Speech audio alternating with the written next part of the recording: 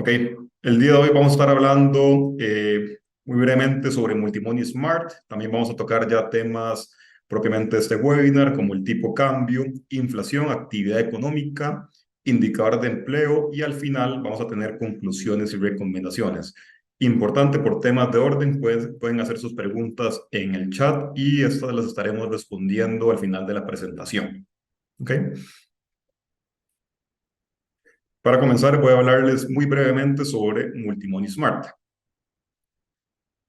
Ok, para todos los que no conocen el producto Multimoney Smart es en este momento la mejor opción de ahorro que actualmente hay en el mercado, con una tasa de interés anual neta del 7% en colones y 3,25 en dólares. Importante esto, no hay plazos ni montos mínimos, puedes disponer de tu dinero 24/7 desde la app, eso es muy importante.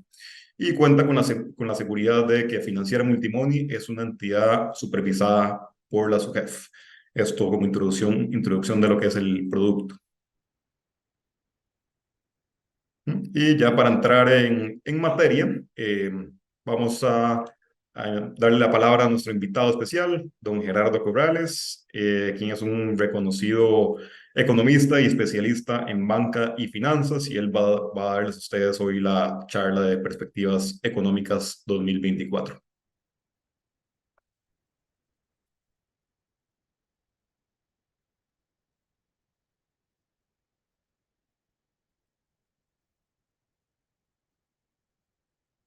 Pasen en mute. Ahora sí, buenas tardes y muchas gracias a Multimoni por esta invitación y a Carlos también por esta oportunidad. Eh, Él presentó la agenda y vamos a tratar de cubrir los diferentes temas ahí señalados en un tiempo máximo de 1 hora. Yo voy a desconectarme y entonces no los voy a estar viendo, pero como Carlos les decía, eh, la herramienta tiene la posibilidad de plantear sus preguntas en el chat y después al final pues no tenemos problema de seguir atendiendo las respuestas en la medida de lo posible que tengamos las mismas. Entonces déjenme ver cómo logro yo ubicarme aquí en mi pantalla y minimizar esta cosa. Bueno, como Carlos mencionaba, se trata de un webinar dirigido a eh, los temas de finanzas personales. Yo por finanzas personales entiendo como la preocupación de administrar o de gestionar los dineros o los bienes personales, familiares, repito, sean estos monetarios o no, con el propósito de lograr manejarlos al menor costo posible y con la mayor eficacia en términos de rendimientos, dados los niveles de riesgo a los cuales la persona está dispuesta a asumir y con determinados objetivos o metas que quiere lograr.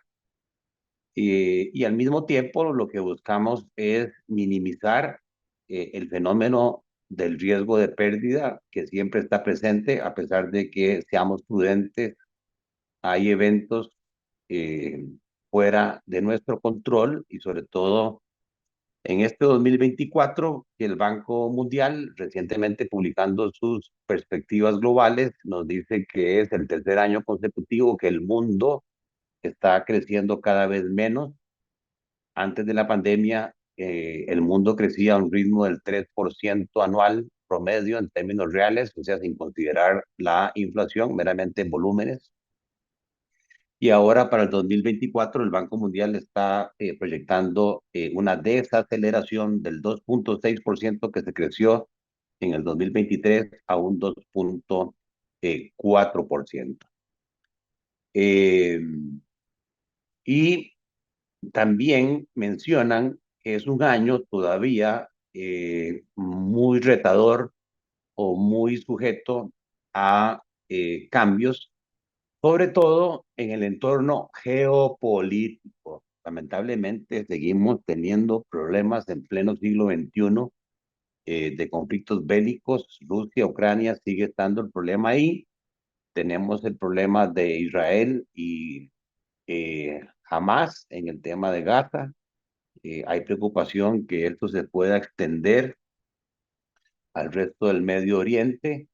De hecho, ya hay un movimiento de un grupo eh, militar, los Hutis, en Yemen, que tomaron la decisión de atacar con misiles todos aquellos barcos que en consideración de ellos eran aliados a Israel, y la respuesta inmediata de Estados Unidos y de Gran Bretaña no se hizo esperar, y eso ha hecho que los capitanes de barcos estén decidiendo cambiar las rutas del Mar Rojo, no pasar por ese canal, pero están tomando rutas más largas, básicamente la ruta de Sudáfrica, y esto está causando que los tiempos de transporte de mercaderías se estén alargando, y lo que es más preocupante es que en las últimas semanas las tarifas de spot, que llamamos las tarifas de contado de transporte de un buque de 40 pies del Asia a los Estados Unidos, se dispararon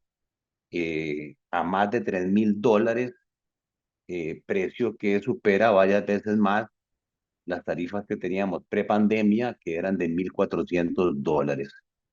Eso nos preocupa porque ya pasamos por ahí con la famosa crisis de contenedores, donde el precio del transporte llegó a superar los $20,000 y causó inflación y escasez. No estamos todavía en esa etapa, pero hay que estar ávido de este tipo de problemas. Hay elecciones, no sé cuántas elecciones en todo el mundo. Ya tuvimos las de Argentina, otra de las más polémicas es la de Estados Unidos. Tenemos también el problema de la reducción del crecimiento económico en China por los problemas, digamos, del boom inmobiliario, el apalancamiento, problemas con municipalidades particulares en China.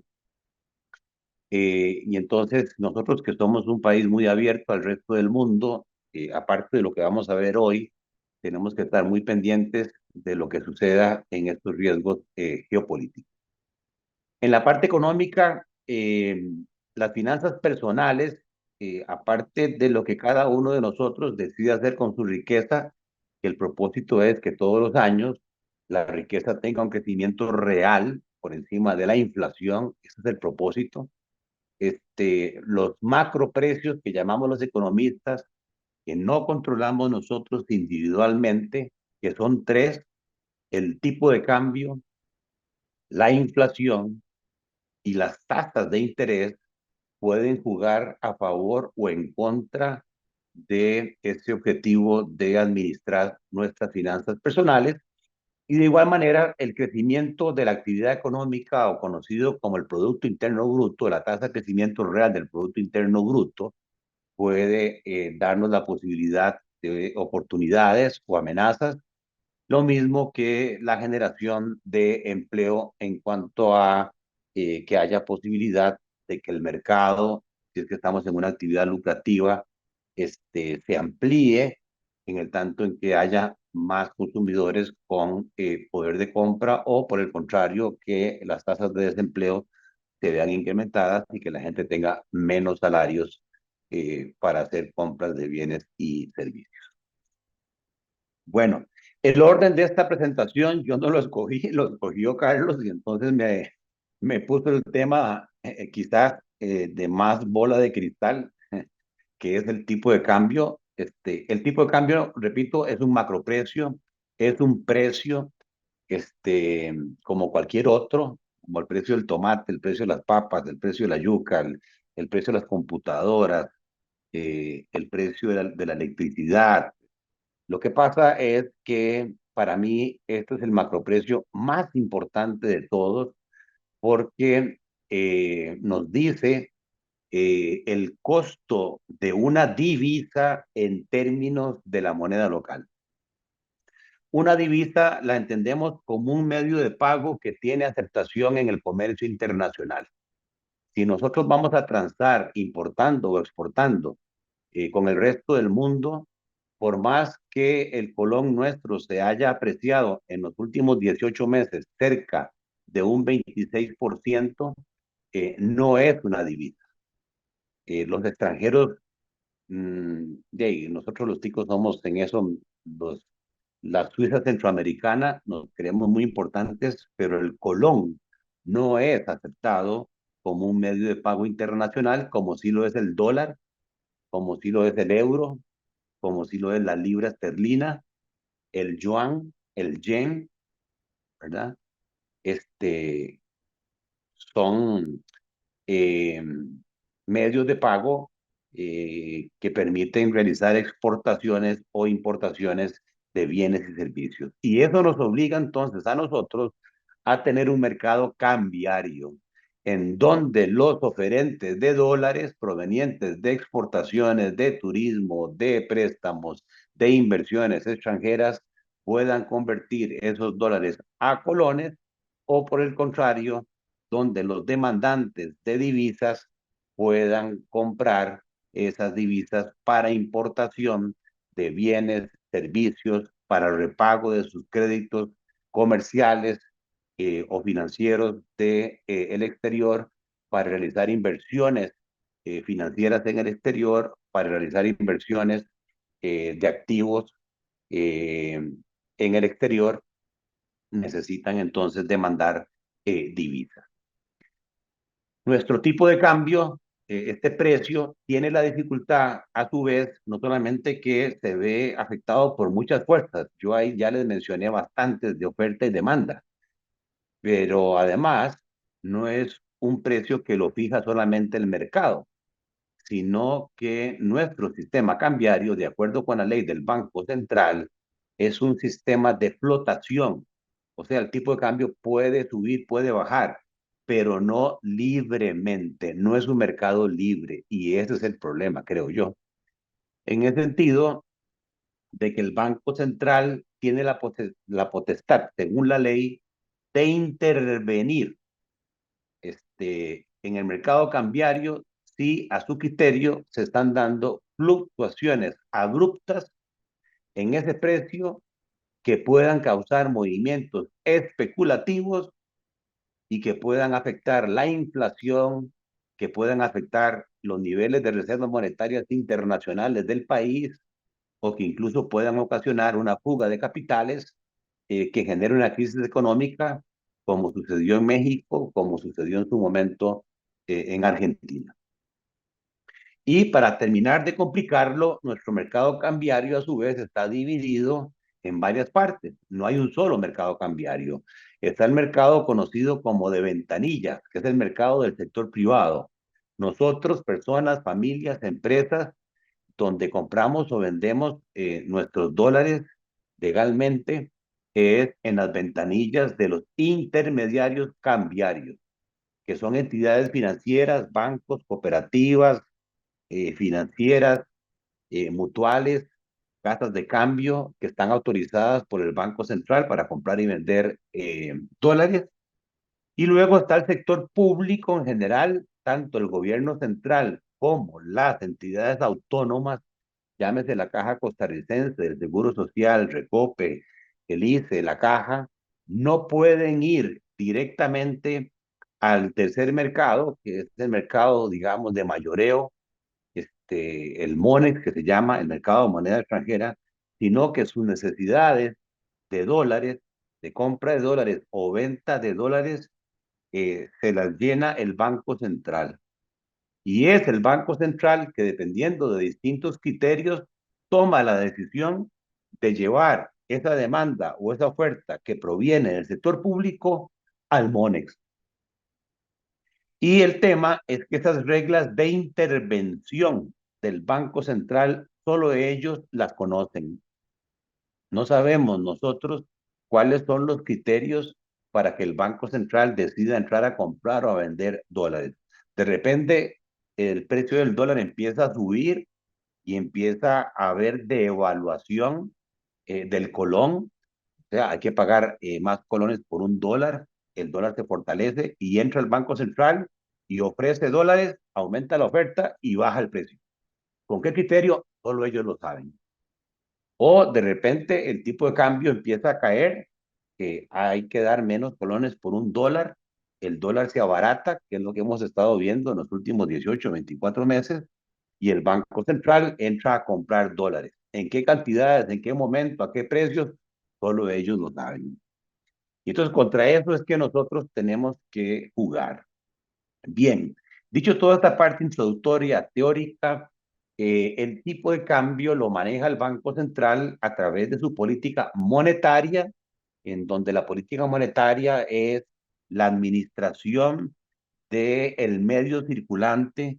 Entendemos por medio circulante básicamente las monedas y billetes que circulan en la economía, más los depósitos a la vista en cuenta corriente. Esto es lo que llamamos los economistas el M1, una definición, digamos, restrictiva, restringida de lo que es la oferta monetaria. Es el Banco Central quien legalmente, de acuerdo con su ley, puede emitir billetes y monedas, y quienes pueden captar depósitos a la vista en cuenta corriente, de acuerdo con la ley, son los bancos nacionales o privados, y entonces tienen la capacidad de creación de dinero en ese sentido. El cheque no es dinero. A veces la gente se confunde y dice que el cheque es dinero. No, el cheque es una orden incondicional de pago, pero si la cuenta corriente no tiene fondos, si la cuenta de ahorro a la vista no tiene fondos, ese cheque es un papel, no tiene ningún valor. El Banco Central administra la política monetaria para cumplir su objetivo prioritario, que es quizás el tema más polémico que establece el artículo segundo de su ley, que le da como prioridad la estabilidad interna del colón. Esto es controlar la inflación, que los precios se mantengan con un crecimiento relativamente moderado, estable en el tiempo.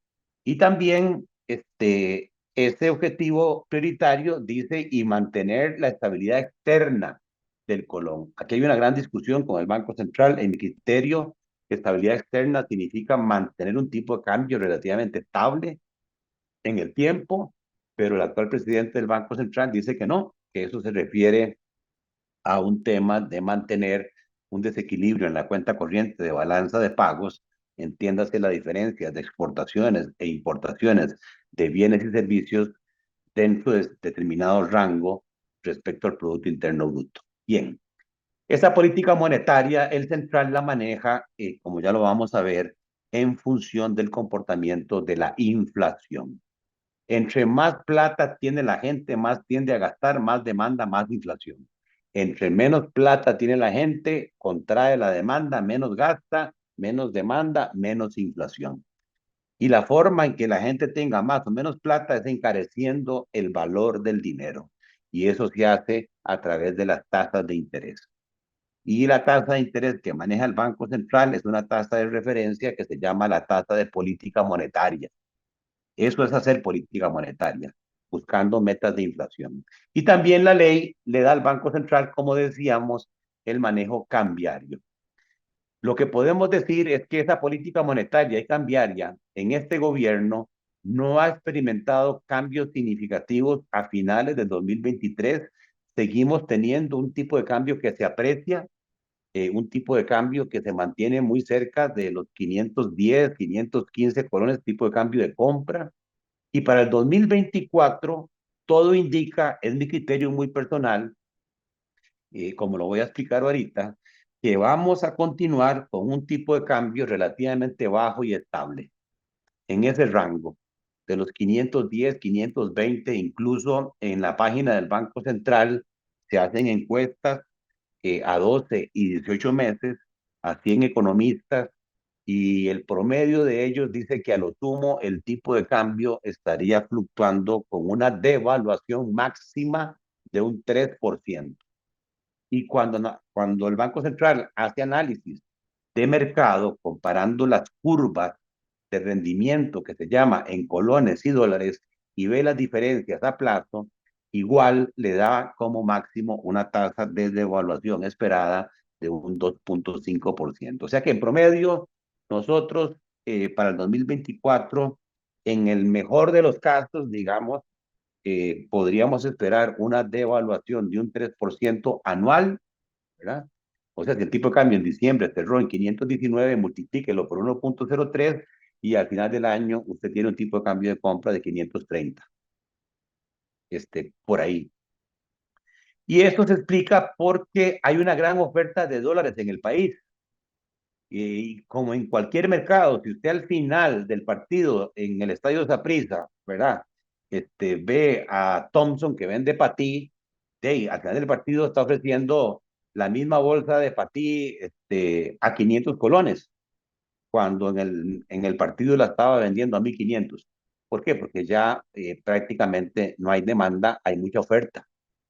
Igual pasa con el tipo de cambio que se ha venido apreciando por una gran cantidad de dólares que los ha abaratado o, lo que es lo mismo, ha encarecido el colón.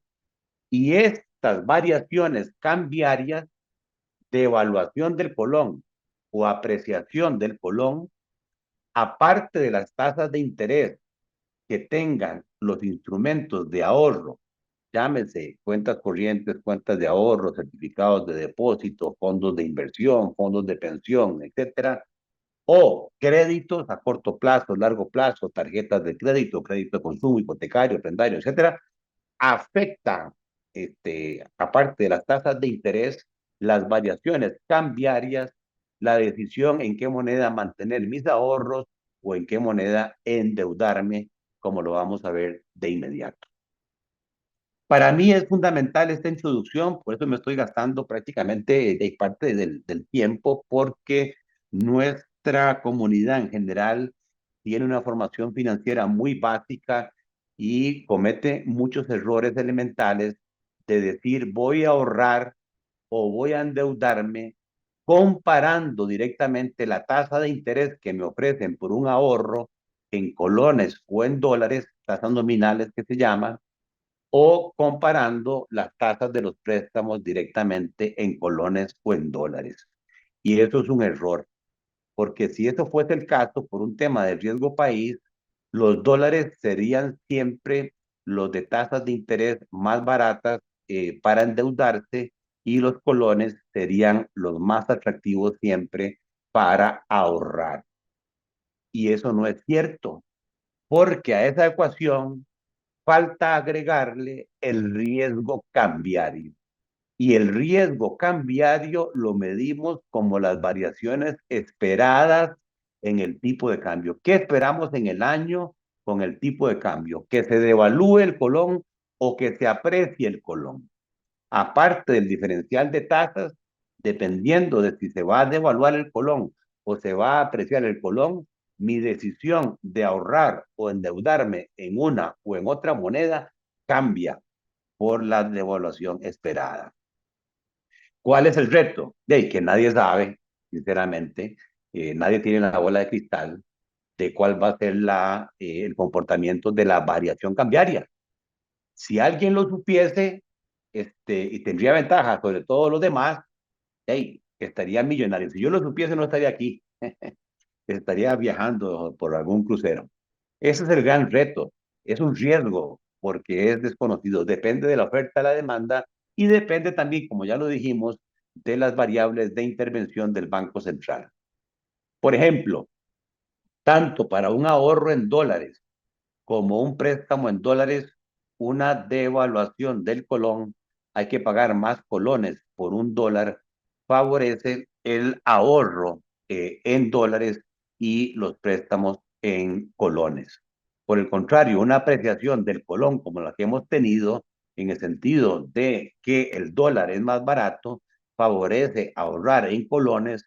Esos colones tienen mayor poder de compra, traducidos a dólares, gano la tasa de interés y gano la apreciación del colón, o me favorece endeudarme en dólares porque mis colones pueden comprar más dólares y entonces la cuota en colones equivalentes se me reduce.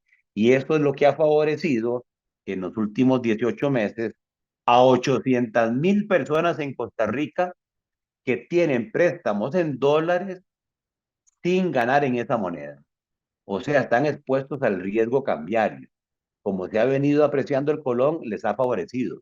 Pero en cualquier momento la tortilla puede dar vuelta dependiendo de las condiciones del mercado, como en el primer semestre del 2022, y el tipo de cambio pudo haber llegado a más de 1,000 colones, y ahí esas personas podrían estar en problemas. La fórmula aproximada para que la tengan es usar lo que se llama la tasa equivalente en dólares de un crédito o de un ahorro, pero convertida a colones, que es tomar la tasa de interés del préstamo o la tasa de interés del ahorro que me ofrecen en dólares y sumarle la devaluación del colón esperada o restarle la apreciación del colón esperada. Y ahora sí, esa tasa equivalente, que ya está ajustada por el riesgo cambiario, la comparo con la tasa que me están ofreciendo de ahorro en colones, con la tasa del préstamo en colones, y veo a ver cuál de los dos es más alta. Y así se dice que hay un premio por ahorrar en colones o en dólares, o que hay un premio por endeudarse en colones o en dólares. Bien, vamos a la realidad. Aquí tenemos la curva del tipo de cambio de compra de febrero de 2014 a enero de 2024. Vean cómo en enero del 2014 el tipo de cambio estuvo en 516 colones con 79 céntimos. Subió al 2019 a 619 colones con 68 céntimos. Después pegó un brinco donde todo el mundo se asustó, se acabó el tafil en las farmacias, que el tipo de cambio iba a superar los 700 colones, llegó a 691 colones con 76 céntimos, y después vean la pendiente de esa curva, cómo a partir de la gestión de Roger Madrigal en el Banco Central tomó una serie de medidas en julio del 2022 que han apreciado a tal nivel el colón que vean que hoy estamos en 516.07, es más, si lo vemos a hoy, estamos ya en 510, nos devolvimos al tipo de cambio de compra que había en febrero del 2014. Eso ha sido la variación del tipo de cambio. Entonces, según lo que yo les dije y la fórmula que aplicaba, si agarramos este periodo de 516 a 619, ahí hay una devaluación del colón de un 20%. Entonces, usted tuvo en ese periodo que haber ahorrado en dólares, ¿verdad? Y aparte de la tasa de interés, si hubiese ganado un 20% más, o usted tuvo que haberse endeudado en colones. O si hubiésemos agarrado este otro periodo donde el tipo de cambio se apreció de 619 a 516, una apreciación del 17%, usted tuvo que haber ahorrado en colones porque aparte de la tasa de interés, ¿verdad? Que le da la cuenta Smart del 7%, hubiera tenido un 17% adicional de rendimiento, una vulgaridad, rendimiento obsceno, me decían a mí en el curso de finanzas del INCAE.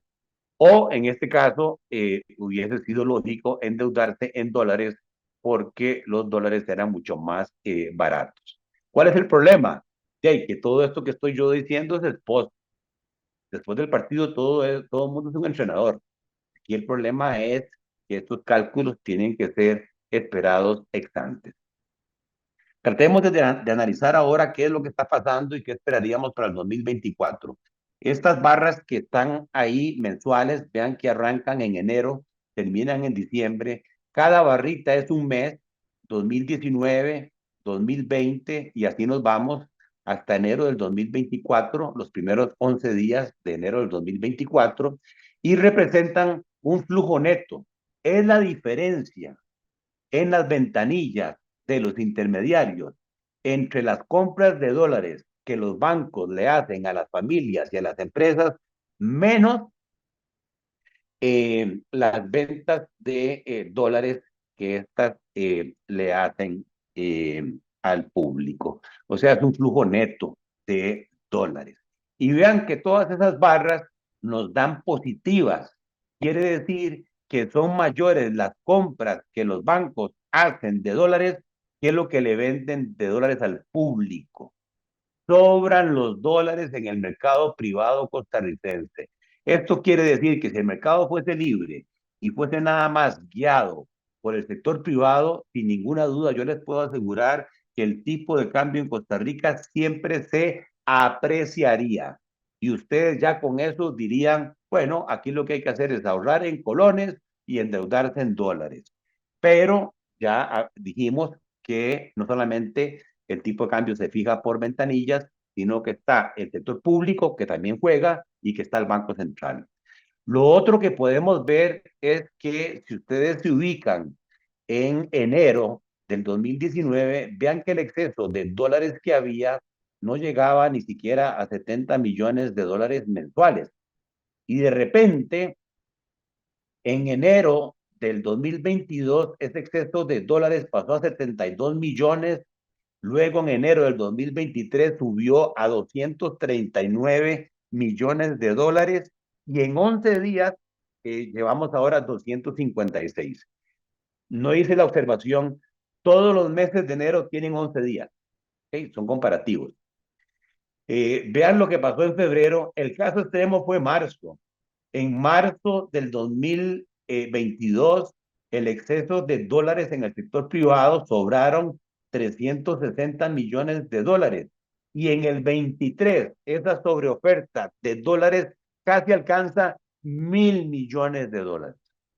No los voy a cansar con el cuento, vean las barras negras todos los meses del 2023 y a partir del segundo semestre del 2022 empezaron a sobrar los dólares en Costa Rica. La pregunta que todos deberíamos hacernos es, ¿de dónde diantres están saliendo tantos dólares en Costa Rica? ¿Por qué hay tanta oferta de dólares si en años pasados, 2021, 2020, 2019, no había tanto superávit de dólares? Esa es la pregunta clave y eso es lo que está causando que el tipo de cambio se aprecie todos los días. Pasamos ahora al sector público. Estas barritas que tenemos aquí nos muestran, por un lado, la intervención. El negativo son ventas netas del Banco Central en el MONEX para estabilizar que el tipo de cambio no suba mucho. Esta barra de 1.400 millones de dólares es lo que el Banco Central le vendió al sector público. Los 2.416 es cuando el Banco Central se da vuelta en el 2019 y va a buscar dólares al MONEX para recuperar las divisas que tomó de sus reservas. Y vean que en el 2019, con Rodrigo Cubero al frente del Banco Central, había una situación parecida a la de hoy. Sobraban los dólares en el MONEX. Y entonces, para evitar de que el tipo de cambio se apreciara, como se ha apreciado hoy, el central compró en aquel momento 900 millones de dólares para sostener el tipo de cambio y no afectar la competitividad del país. En el 2020, con la crisis cambiaria, vean que fue al revés. El gobierno le demandó 1.800 millones de dólares, ¿verdad? Intervino el Banco Central con 185, pero ya no habían tantos dólares en el MONEX y solo consiguió 1.366 millones. Ahí lo que tuvo que haber ocurrido en un mercado libre es que al haber escasez de dólares, el tipo de cambio tuvo que haberse disparado. Lo mismo que en el 2021. El tipo de cambio ahí fácilmente pudo haber superado los 1.000 colones y pudo haber favorecido a los exportadores, al sector turístico, a las zonas francas. Pero el Banco Central no lo permitió. ¿Cómo no lo permitió? Vendiendo dólares. Vendió 650 millones en el 20 y 1.340 en el 21. Rodrigo Cubero tuvo la valentía de deshacerse de casi el 40% de las reservas monetarias del país, defendiendo el tipo de cambio, evitando que el tipo de cambio se devaluara. Y en el 2022 entra una nueva presidencia al Banco Central y yo no les puedo preguntar porque no los puedo ver, pero por lo menos en sus mentes, ¿qué ven diferente en el 2022 en estas barras comparado con el 21, con el 20 y con el 19? Que la barra roja no está, O sea que el nuevo presidente del Banco Central se limitó a ir al MONEX a recuperar las divisas que le vendió al gobierno y las divisas que perdió por intervención cambiaria. Nada más, nada menos. Vean que la barra roja prácticamente, no, esto fueron 2 millones de más. Ahí estuvo el error para mí, que en la segunda parte del 2022 se dejaron en el mercado muchos dólares y al haber en el mercado muchos dólares, el tipo de cambio se cayó y eso abrió los ojos a administradores financieros ticos que manejan fondos mutuos, fondos de pensión en Nueva York, que para ellos es muy fácil decir, mira, de ahí, aparte de que hay una tasa de interés que el Banco Central subió del 0,75 en colones al 9%, se está apreciando el colón 5%, 10%. No, hombre, hay que llevar 100 millones de dólares, 200 millones de dólares a Costa Rica, pasarlos a colones, invertirlos por 6 meses, ganarme la tasa de interés y ganarme la apreciación y a los 6 meses convierto y me voy. Empezamos a abrirle las puertas a la especulación financiera y no hay nada más temeroso que los especuladores financieros. Ya para el 2023 fue tal la cantidad de dólares que llegó que el gobierno siguió demandando 3,000 millones de dólares, pero el central tuvo que entrar al MONEX no solamente para recuperar esos 3,000 millones, sino que compró 4,900 millones para el sector público y además desde mayo del año pasado, 23, sin que se le dijera a nadie, el central estableció un programa de demanda de dólares propio, comprar dólares para aumentar sus reservas, pero no lo dijo. Si lo hubiese dicho, mucho agente económico hubiese pensado, ahora sí, si el central entra a comprar dólares, el tipo de cambio se va a devaluar. No lo dijo. Y vean que el central ha tenido que comprar casi 2,000 millones más entre compras para el sector público y esas compras propias. En el 2023, el central compró cerca de 7,000 millones de dólares. Nunca se había comprado tal cantidad de dólares. Al quitarle lo que le vendió al sector público, las reservas hoy del Banco Central subieron casi 4,000 millones. Están en el nivel más alto. Y en los primeros 11 días del 24, la cosa va parecida. El central ha comprado 153 millones, le vendió 116 al sector público y sus reservas le aumentaron 62 millones más 25 de compras propias. O sea, por las pintas del 2024, pareciera que la situación de exceso de dólares y apreciación va a continuar en el mismo ritmo. No tengo mucho tiempo. Este cuadro, yo le voy a dar la presentación a Carlos para que la pueda compartir. Este resume lo que el Banco Central publica de los flujos negociados en el MONEX por el sector privado en las ventanillas de los bancos en millones de dólares para cada año. Entonces vean esto, 2019, 20, 21, 22, 23, acumulado a octubre. Aquí estamos hablando de divisas negociadas en el MONEX 10 meses de cada año. Entonces vean que en el 2019, 2020 y 2021, por razones comerciales, de exportaciones de bienes, menos importaciones de bienes, había demanda en el MONEX, demanda de dólares. Pero ¿qué ha pasado en el 2022 y sobre todo en el 2023? Que el volumen comercial nuestro con el exterior se ha vuelto superavitario. El país está exportando más que años pasados. Y ese brinco no solamente es 329 millones de dólares que se negociaron en el MONEX por exportaciones netas, sino que en el 23 se multiplicó casi por 6, 1,621 millones de dólares. Lo mismo el turismo, vean que el turismo negoció estos montos en el MONEX, son montos crecientes de oferta de dólares, esto aprecia el tipo de cambio. Luego tenemos negociación para pagar préstamos en el exterior, vean que aquí más bien es deficitario, se demandan dólares. Y luego tenemos un cajón que nadie sabe exactamente qué es. Bueno, los bancos sí saben qué es, pero el Banco Central no sabe qué es, donde se negocia un exceso de dólares que ha pegado un brinco de 2.000 millones de dólares a 3.000 en el 22 y ahora en el 23 a 5.000. Si sumamos todos esos flujos, vean que los flujos negociados en el MONEX han pasado de 1.800, 1.600 a 2.800 y ahora en el 23, señores, 6.000 millones de dólares. O sea que en el 23 hubo un delta incremental, una sobreoferta de dólares de 3.400 millones de dólares. ¿Por qué se aprecia el tipo de cambio?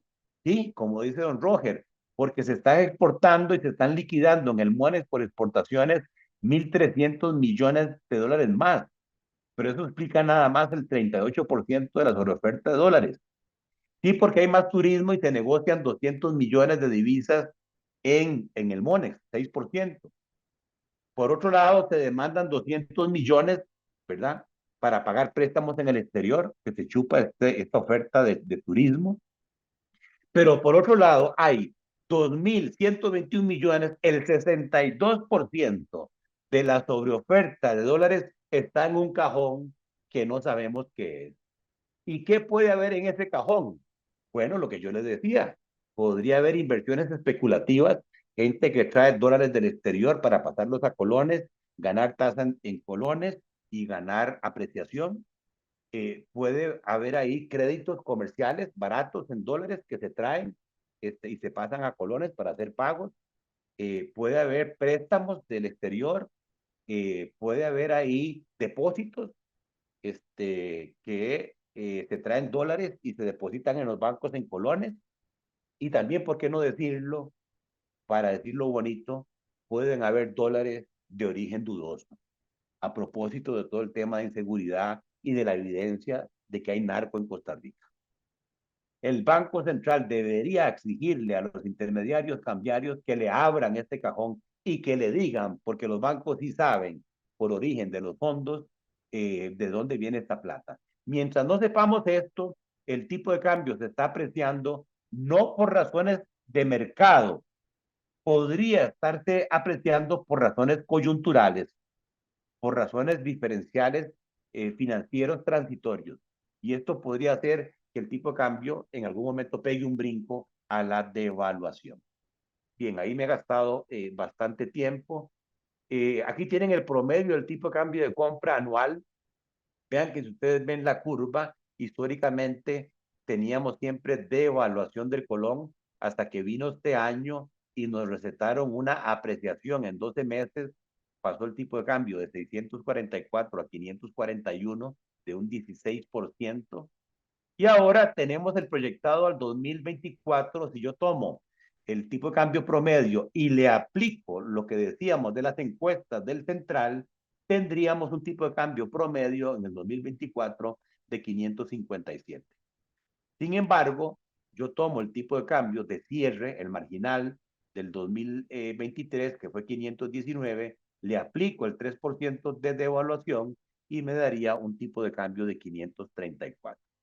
O sea que para efectos de hacer sus números, en qué ahorran o en qué se endeudan, la referencia que tenemos, el dato que tenemos es de un 3% de devaluación. Pero ustedes pueden jugar con la fórmula y decir, bueno, ¿qué pasa si la devaluación es más alta? ¿O qué pasa si hay apreciación? ¿En qué momento las curvas se cortan y conviene más ahorrar en colones o conviene más ahorrar en dólares o viceversa con el tema de los préstamos? Finalmente tenemos el tipo de cambio real. Esto no hay mucho tiempo para explicarlo. Es el tipo de cambio del MONEX, pero corregido por los precios de los países competidores comparado con los precios locales. Cuando el tipo de cambio real sube, nuestra moneda se abarata. Nuestros bienes, turismo, exportaciones, bienes locales, a los ojos de los compradores extranjeros, se hacen más baratos. ¿Okay? El dólar, por decirlo así, se empodera, el colón se abarata. Pero vean lo que ha pasado con esta apreciación cambiaria y con precios relativamente estables, lo que hemos tenido más bien es una apreciación real. Costa Rica se ha hecho muy caro y eso hace que productos competidores de otros países se hayan hecho más baratos. Eso pone en riesgo las exportaciones, pone en riesgo el turismo, pone en riesgo las zonas francas y pone en riesgo al productor local, que puede ser sustituido por las importaciones. Y vean que el ajuste es tal que el tipo de cambio real se está devolviendo al tipo de cambio que teníamos en el 2015. Es tan serio esto que la competitividad de Costa Rica hoy se devolvió prácticamente 9 años. Perdimos competitividad 9 años.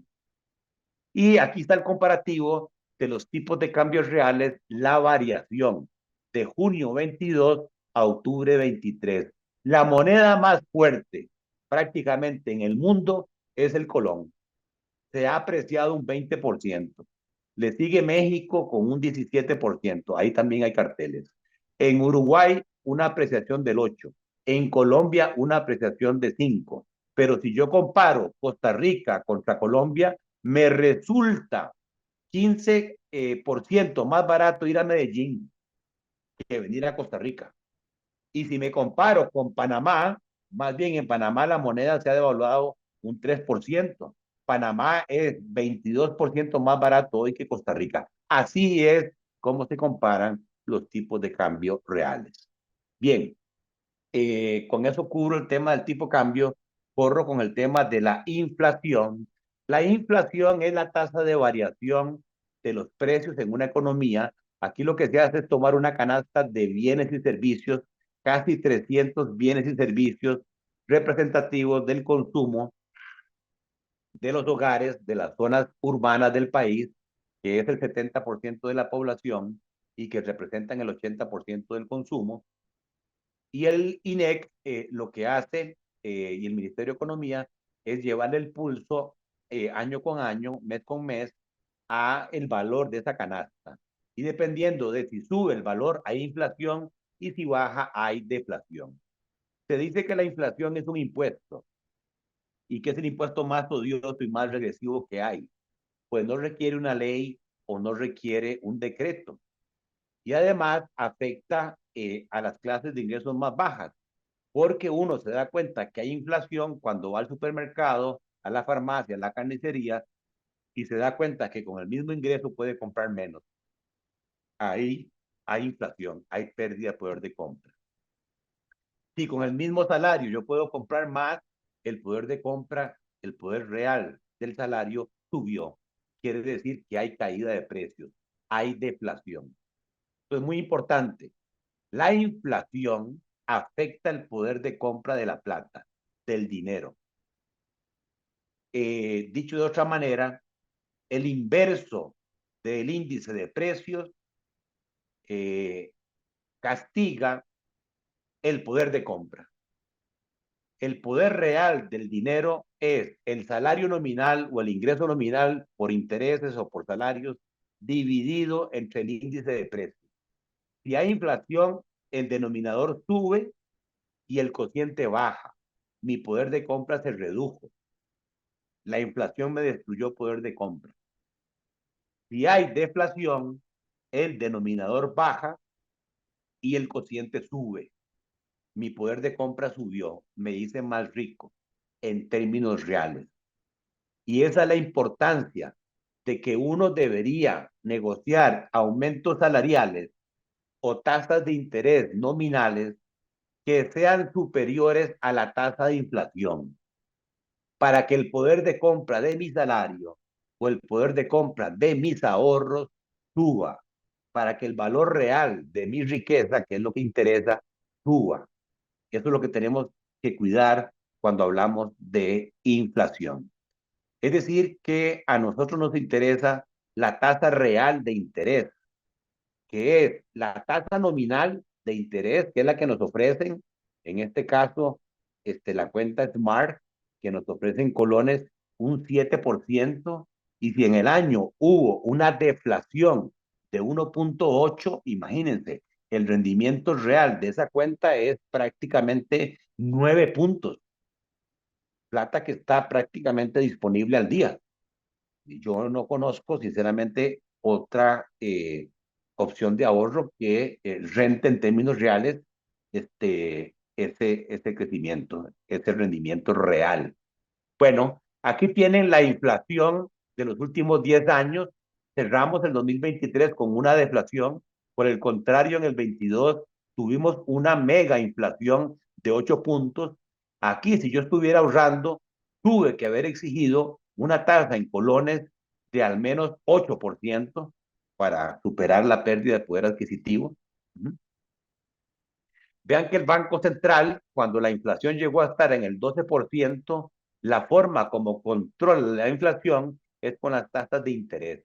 Subió la tasa de política monetaria, que es una tasa que maneja el Banco Central de referencia, del punto 75, la subió al 9%, tamaño bombazo. ¿Y para qué hizo eso? Para que las operadoras de pensiones dejaran de sacar dólares del país, y para evitar que el tipo de cambio se siguiera devaluando, haciendo más atractivos los colones que los dólares. La crítica es que la inflación se ha vuelto negativa y el Banco Central apenas ha bajado la tasa de interés del 9 al 6%. Ayer, las cámaras empresariales le pidieron a la Junta Directiva, que se reúne hoy, que baje la tasa de interés de política monetaria por lo menos un punto porcentual más, para evitar estos movimientos financieros. Vean que el Banco Central ofrece una tasa nominal acá de referencia de 6% y la tasa del Banco Central gringo es 5.33. Entonces tampoco es que el central tenga mucho margen. Antes había una tasa de política monetaria en Costa Rica del 9 y en Estados Unidos la tasa de referencia era prácticamente 4. Había un diferencial a favor de colones de 5.5. Pero eso, conforme el Banco Central ha venido bajando la tasa de referencia y el FED subiendo su tasa o manteniéndola para controlar la inflación, hace que el premio nominal entre colones o dólares de afuera se haya reducido, pero si a este 6% yo le agrego apreciación del colón, tiene sentido traerme plata de Estados Unidos, pasarla a colones a Costa Rica y obtener un rendimiento real positivo. La tasa de referencia del Banco Central jala las tasas de interés de mercado, que es la tasa básica pasiva. La tasa básica pasiva es un promedio de las tasas de captación de los bancos, de los intermediarios financieros.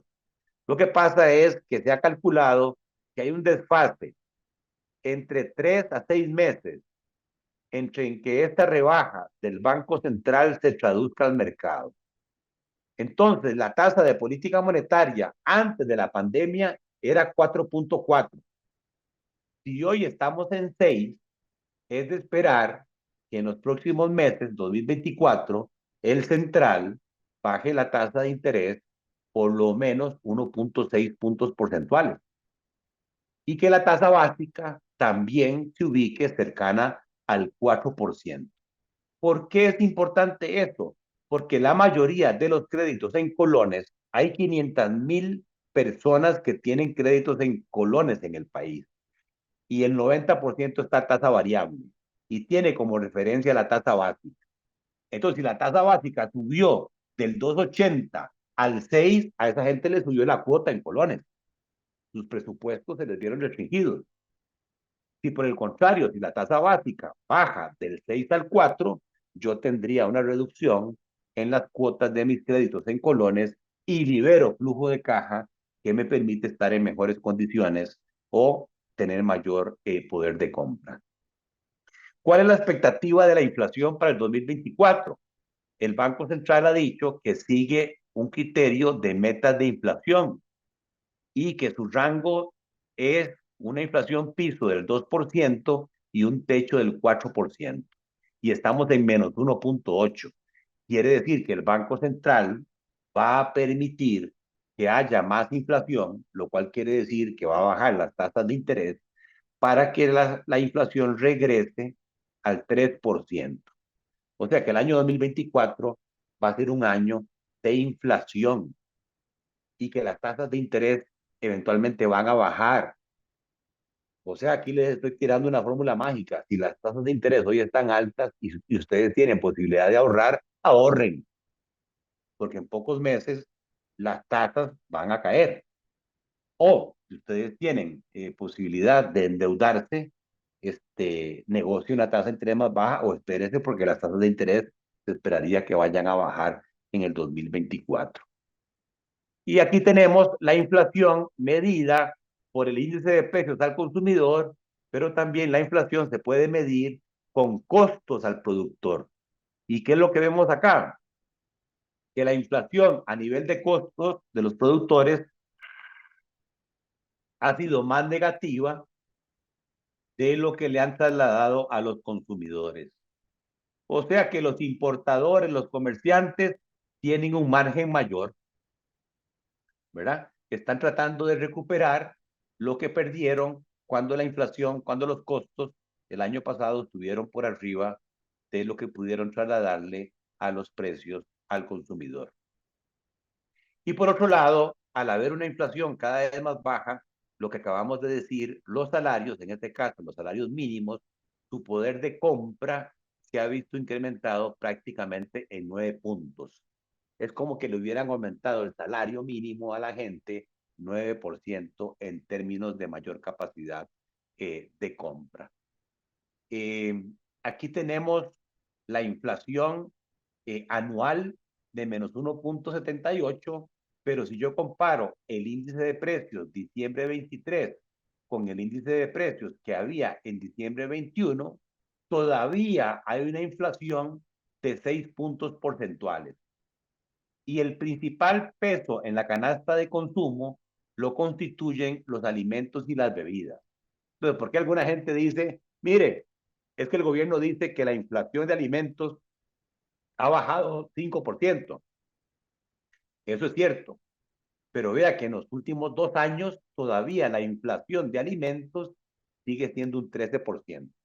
O sea, todavía los alimentos no han regresado a los precios del 2021. Y por eso la gente siente que la inflación no la ha beneficiado. Por el contrario, el transporte en un año bajó 6% y en 2 años apenas ha subido un 1%.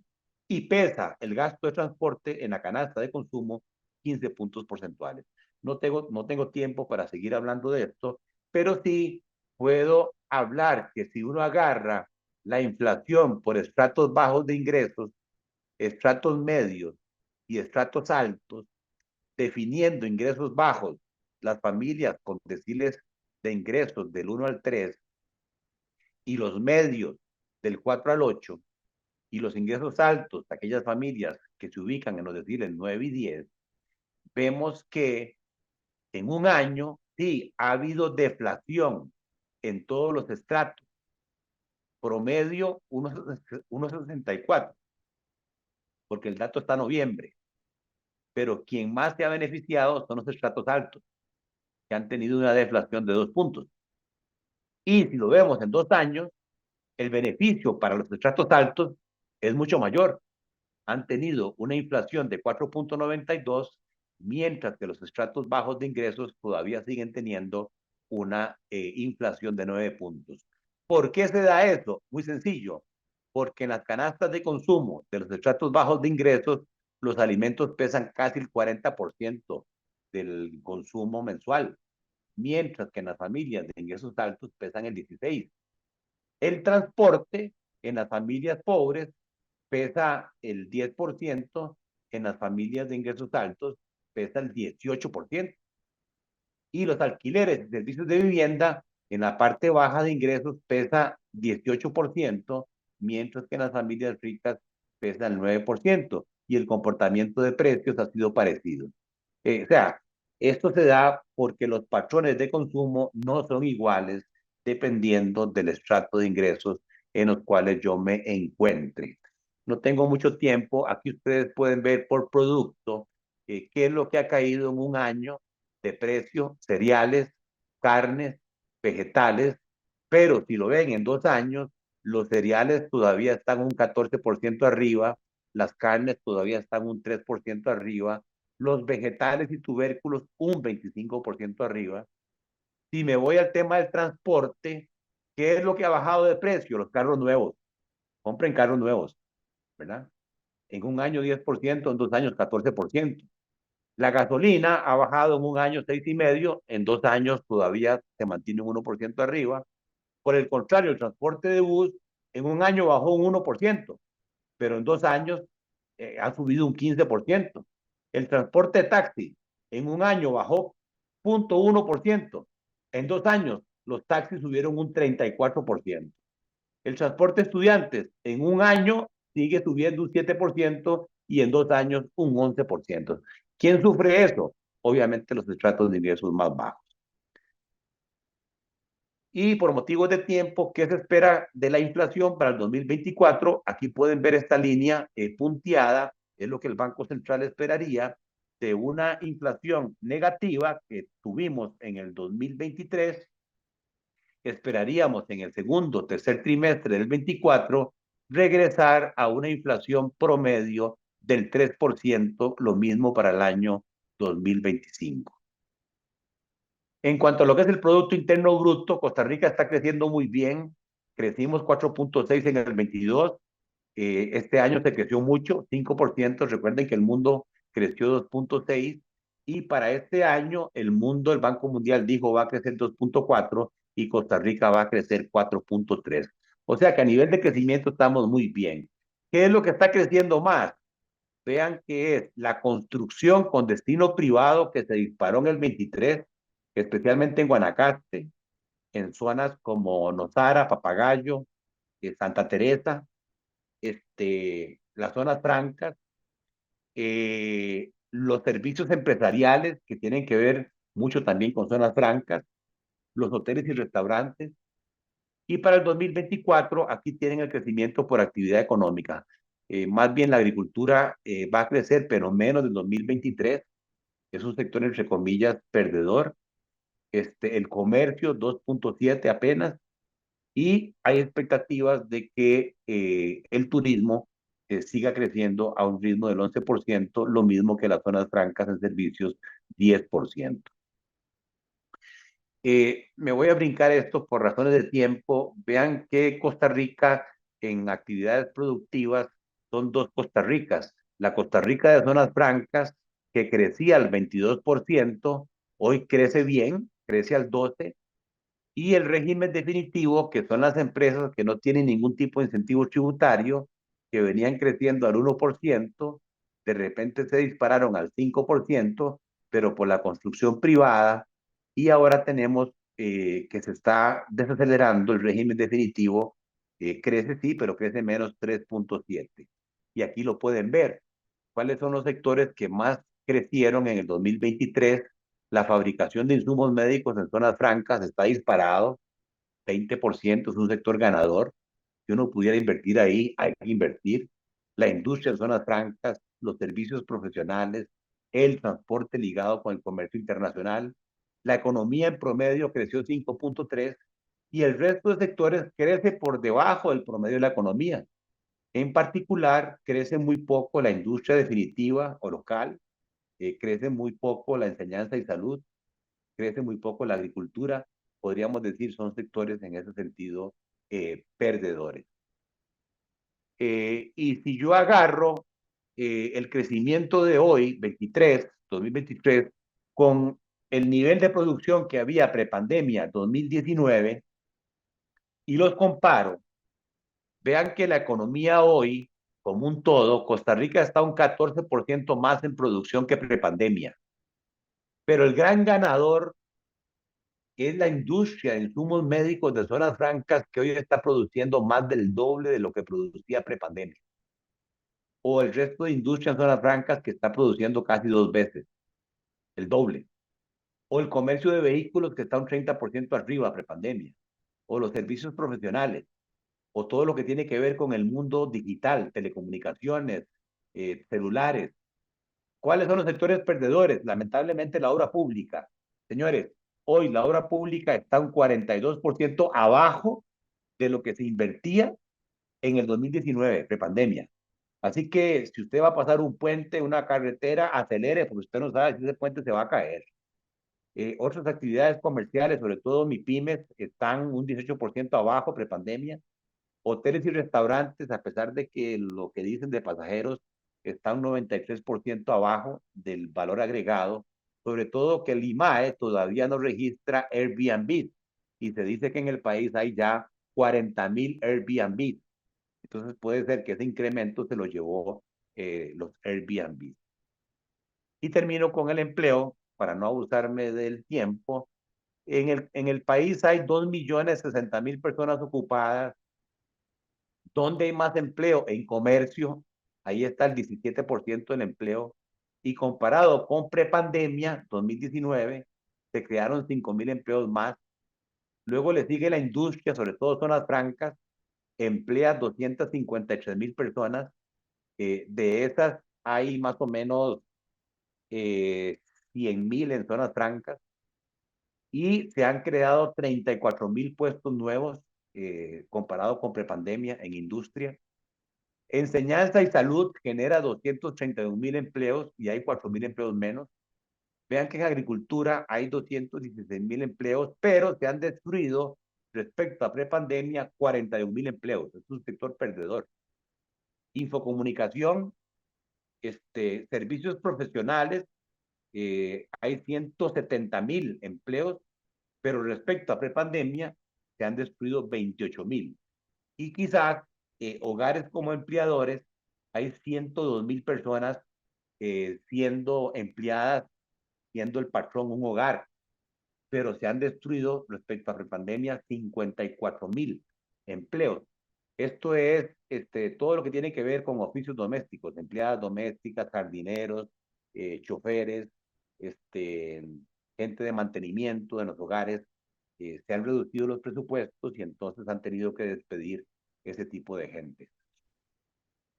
Se dice que la tasa de desempleo cayó al 7,2 y que hoy estamos en un récord histórico como nunca antes y que el desempleo cayó al 2010. Eso es una falacia, lamentablemente, eso no es cierto, porque la tasa de participación laboral, que es la línea negra, que significa de la gente de 15 años que puede trabajar, cuántos ofrecen su mano de obra en el mercado, cayó de un 63% a un 53%.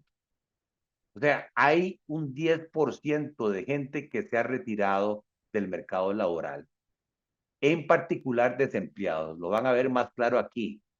El trimestre último del 2022 habían 2,184,000 personas ocupadas. Hoy hay 258,000. Señores, se han perdido 125,000, se han despedido 125,000 personas.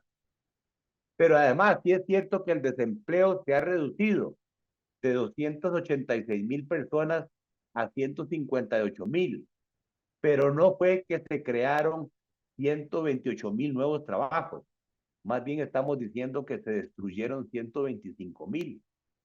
Quiere decir que esos 128,000 que estaban desempleados se salieron del mercado laboral.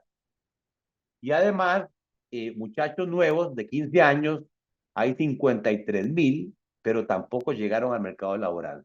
Sumamos esos tres y el gran dato preocupante es que en el último año hay 307,000 personas, de 1,600,000 se pasó a 1,900,000 personas que no quieren trabajar, que están fuera del mercado laboral. El gobierno ha dicho que es porque se pensionan. Vean que más de 60 años, de los 307,000 hay 100,000 y la caja dice que se han pensionado 37,000. O sea, no es cierto que todos se han pensionado. Y además, usted en una empresa, a alguien se le pensiona y usted contrata a alguien nuevo. Pero lo más preocupante es que de 15 años a 34 años se han salido del mercado laboral casi 120,000 muchachos que están con toda la energía, con toda la leche. Y no es que dicen que se salieron del mercado laboral, que no quieren trabajar porque se cansaron de buscar empleo.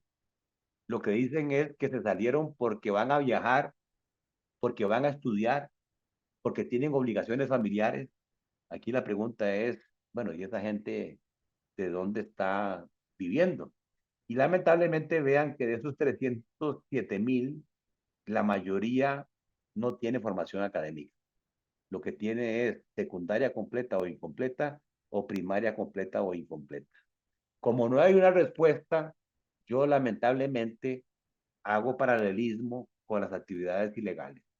Y podría ser que un porcentaje importante de estos muchachos lamentablemente se estén dedicando a actividades ilegales como el narcotráfico, la delincuencia, el sicariato, etcétera, etcétera. ¿Dónde se han perdido, para ir ya terminando, los 125,000 empleos? 50,000 empleadas domésticas, 27,000 trabajadores obreros de la construcción, 26,000 servicios administrativos, 24,000 operarios industriales, 13,000 en infocomunicación. Y por el contrario, ¿dónde ha crecido el empleo? En enseñanza y salud, 21,000, y en el gobierno, 23,000.